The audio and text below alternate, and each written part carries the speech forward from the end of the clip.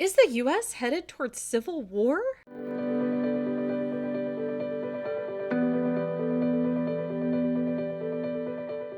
I started asking this question: is civil war likely to break out in the United States anytime soon?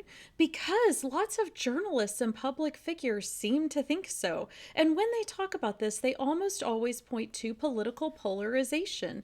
And it is true, the United States is very polarized. What that means is that Democrats and Republicans are disagreeing on issues a lot, hardly ever able to find common ground, and they are thinking the worst of each other. For example, The Atlantic says, "The doom spiral of pernicious polarization. The United States is more dangerously divided than any other wealthy democracy. Is there a way back from the brink?" Foreign Policy magazine says, "How civil wars start. 3 factors come into play, and the United States demonstrates all of them." NPR has an article titled, "Imagine Another American Civil War, but this time in every state." Brookings Institute asks, is the US headed for another civil war? Al Jazeera has an article titled, "The US is headed for a civil war." Then the subtitle says, "Today the US is much closer to the conditions that led to its civil war in 1861 than most Americans would dare admit." The New Yorker has an article titled, "The Risk of a New American Civil War."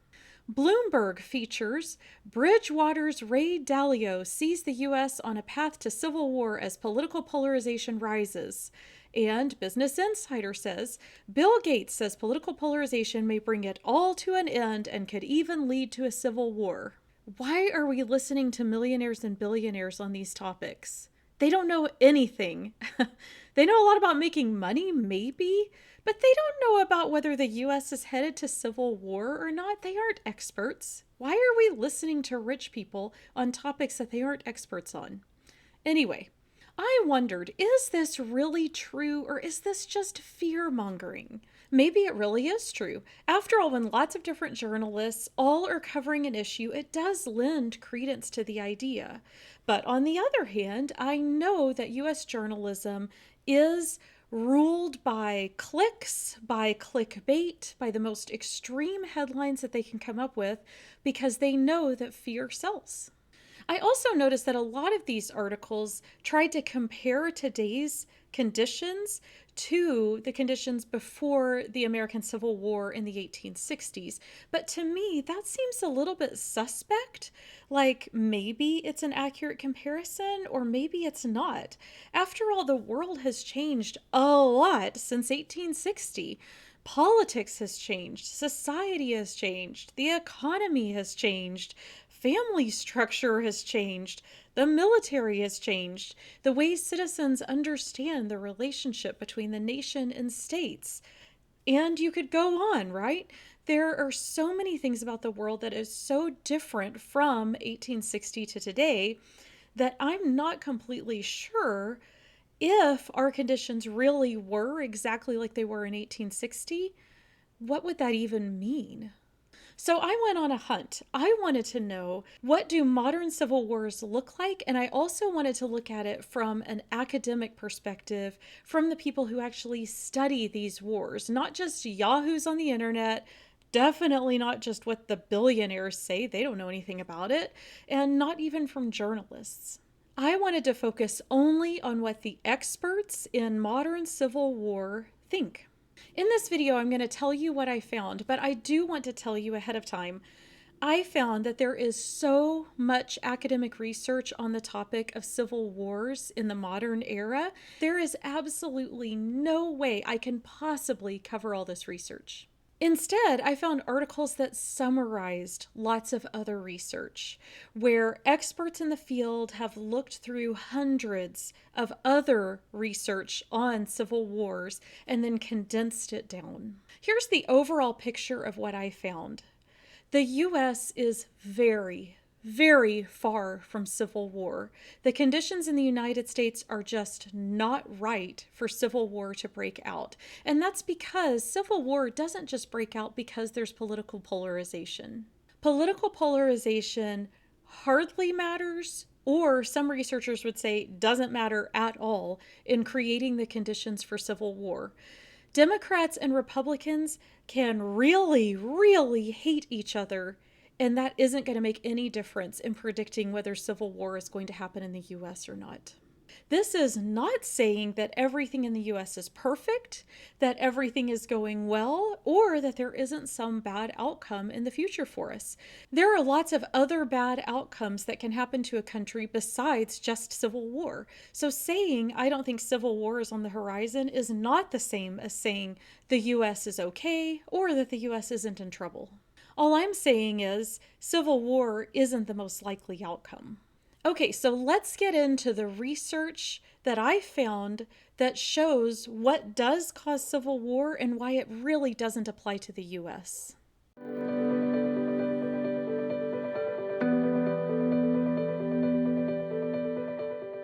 First, civil war requires a weak military. There can be two sides in a country who hate each other, but if one of those sides has a strong military that is able to just steamroll over the other side, then you don't have a civil war. Lots of other bad things may happen if you have two groups in a country who hate each other, but unless they both have militaries of roughly equal strength, you're not going to end up with a civil war.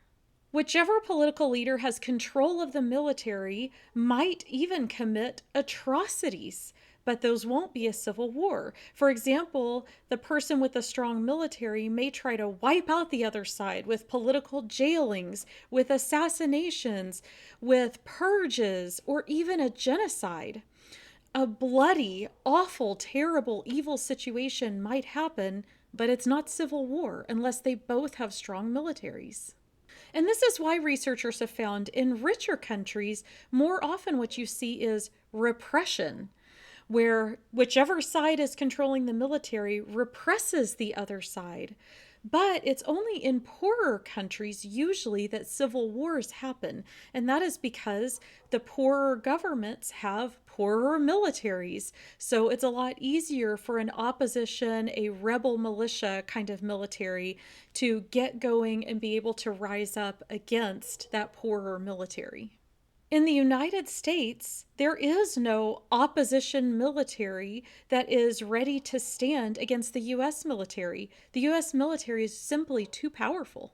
And I want to note that although none of the research that I read talked about the police force in the same way, I think that it makes logical sense that a police force that is very powerful would have the same effect. As long as the police force is organized, well armed, and willing to obey their authorities who tell them to stop any civil unrest, civil war won't happen. If Democrats and Republicans started literally battling each other in the streets with guns, the police would just stop them. If it turned out the police sided with one side or the other in this kind of street battle,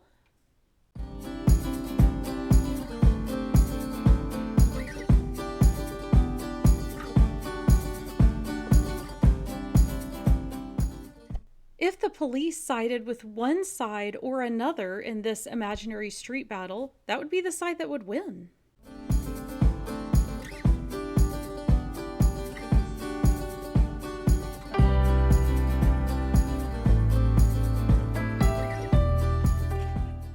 The US military is one of the strongest in the world. In fact, I would argue the strongest in the world. There is no militia, no rebel army that can stand against them. And US police are heavily armed as well. It's just not reasonable to think that a rebel military could actually engage in a meaningful civil war against the US military.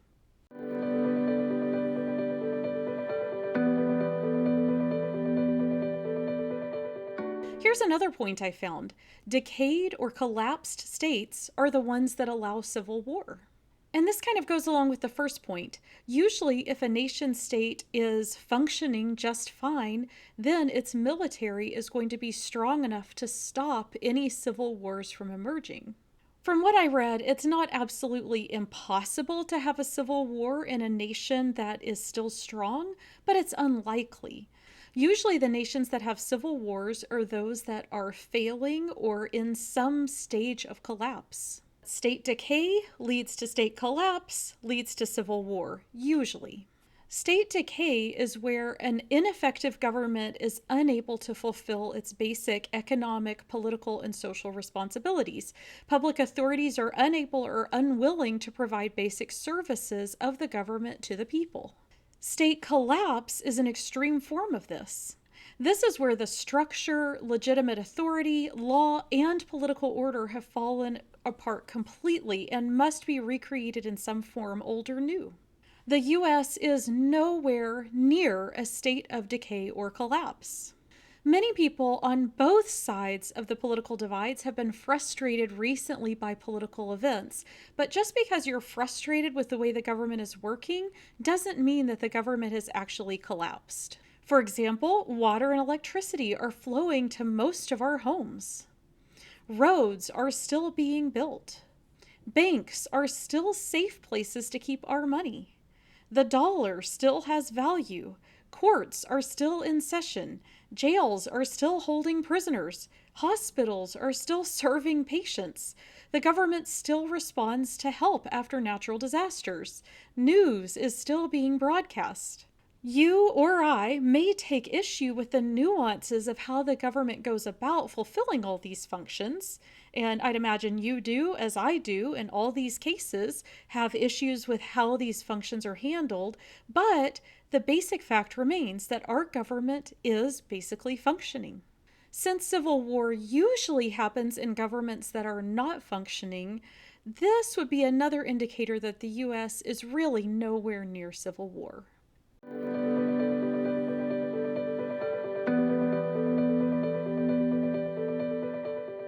Here's something interesting I found that really surprised me. Political and social conditions don't predict civil war very well. Some research shows that political and social conditions may be minor factors in predicting civil war. Other research shows that it's not a factor at all. So, any way you slice it, political and social conditions just are not important factors for predicting civil war. Maybe this is surprising to you. I know it was to me. If I was just trying to invent variables that I thought were important in predicting civil war, I would have listed a lot of social factors, but it turns out they just aren't important. For example, inequality does not predict civil war. It makes intuitive sense to me, and probably to you as well, that a country with a lot of inequality might be headed for civil war, but the data doesn't support this at all. Some countries with very low inequality have ended up in civil war. Some countries with very high inequality have not ended up in civil war. Inequality just isn't a factor.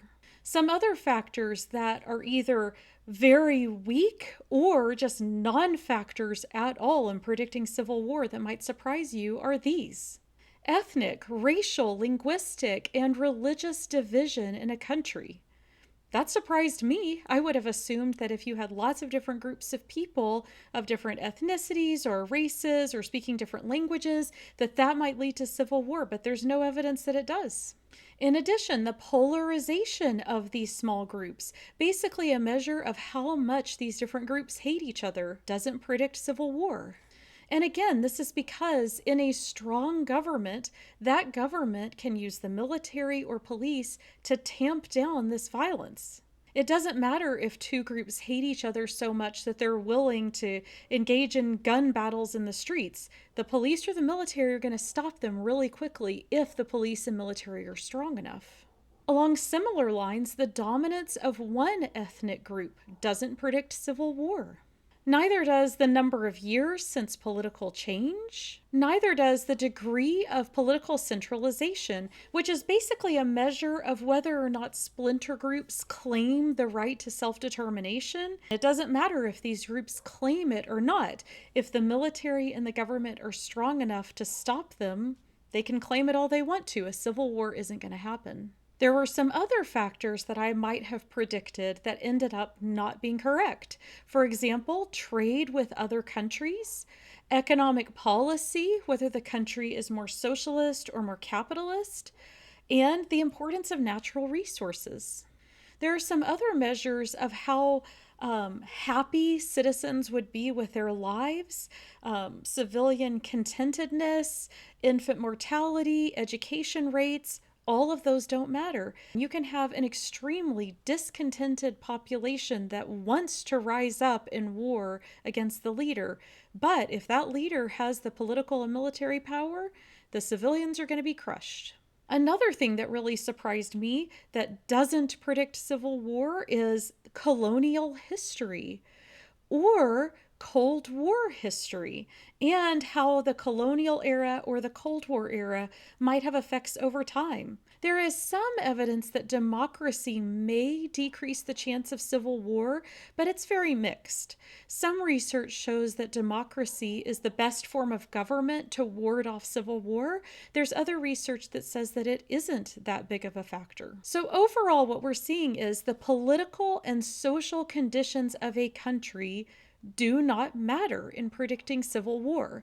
So it really doesn't matter how much we look at the United States and say, oh, there's inequality, there's political polarization, different groups are hating each other, etc., etc. Those don't predict civil war.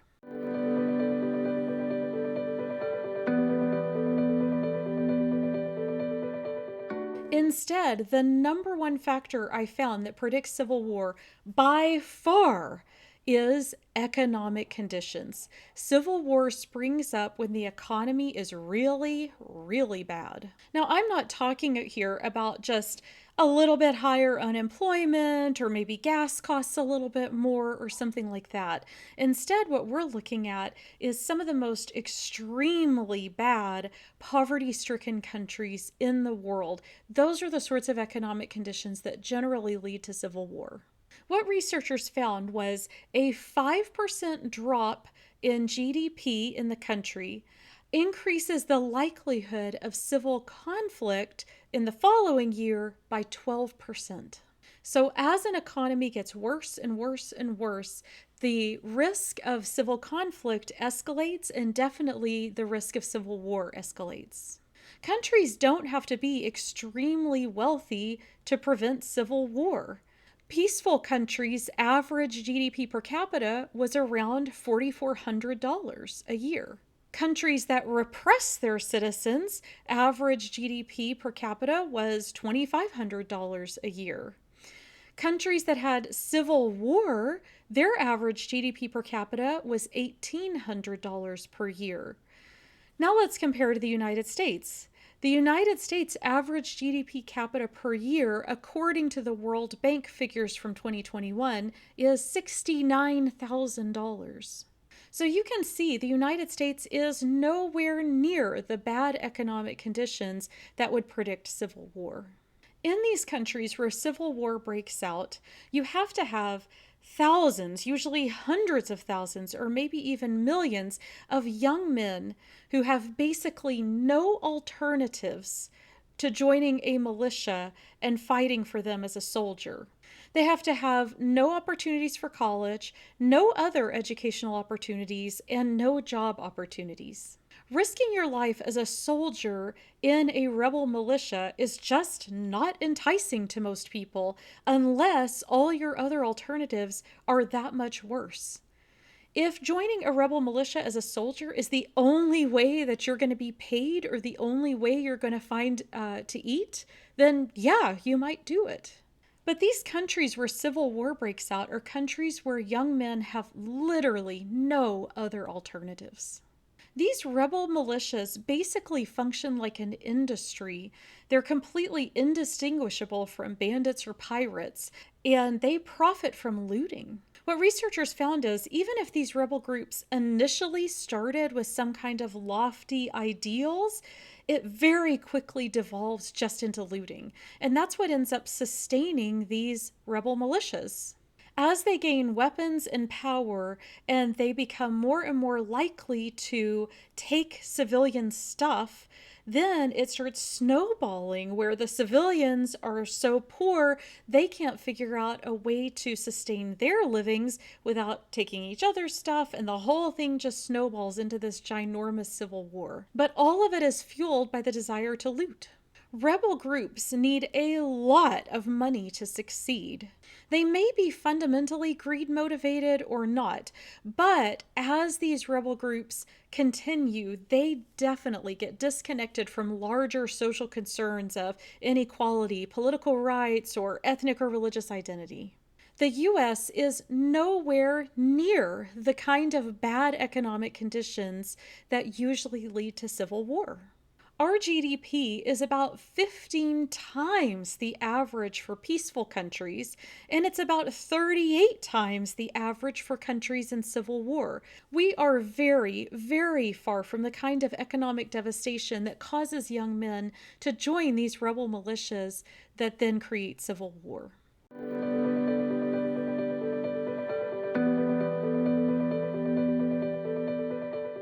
One of the most interesting things I found is that modern civil war is not caused by ideas.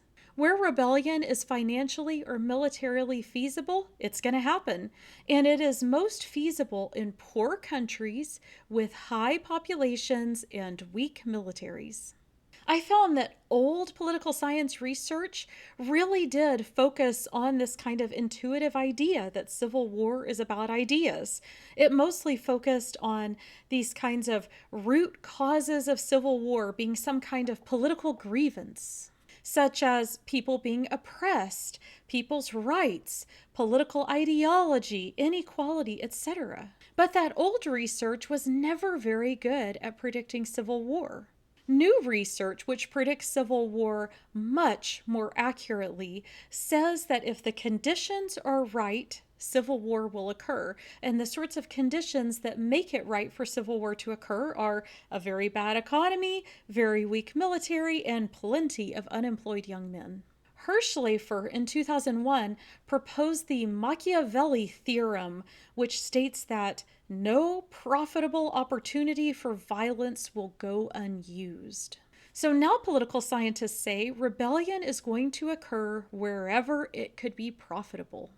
And the motivation for that rebellion will be supplied later. Someone's going to come up with a reason for it later. The first rebel entrepreneur who occupies this conflict niche is going to be able to say the conflict is about blah, blah, blah, blah.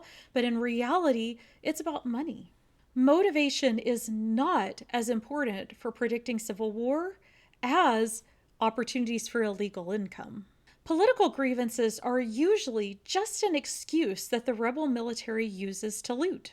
Rebel militias have to create kind of propaganda to excuse their terrible behavior, but this excuse is often created after the war's already started, and the soldiers involved often admit that that excuse isn't their primary motivation. For example, when a rebel militia claims that they only want to protect this certain ethnic group, but then if you look at their actions, it turns out that they are looting, kidnapping, and killing members of that ethnic group all the time. Or when a rebel military claims that they have some political ideal, like, for example, being anti-communist or anti-capitalist, but then 6 months later, they're aligned with the communists or the capitalists because that group gave them money. That's not at all to say that political grievances aren't real. Sometimes they're not an excuse. But when people have legitimate political grievances, they don't usually raise up an army. Instead, they usually protest, most often nonviolently. Armies are incredibly expensive to start and to maintain. Armies don't just spring up because someone has political grievances. So, usually armies are created with the expectation that there will be some kind of return on the investment, that the army will make enough money through looting to pay off the investment of making the army. So, political polarization in the United States can cause all kinds of bad effects. It's not a good thing, but it's not likely to cause a civil war because civil wars don't start because of ideas.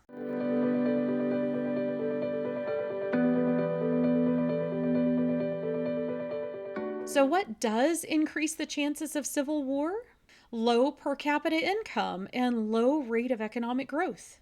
Having a large population, a small military, and a lot of unemployed young men. Recent political instability also predicts civil war simply because civil wars can last a really long time. They can seem to fizzle out for a little while and then spark back up again, and then seem to fizzle out for a little while and then spark back up again. Usually, the economic conditions that led to the first civil war can easily spark up again and cause a second one. And also, if your neighboring countries are war prone, then that war can spill over the borders as militia seeking loot cross the borders and start looting other people's houses, and then those people become poor and want to loot back.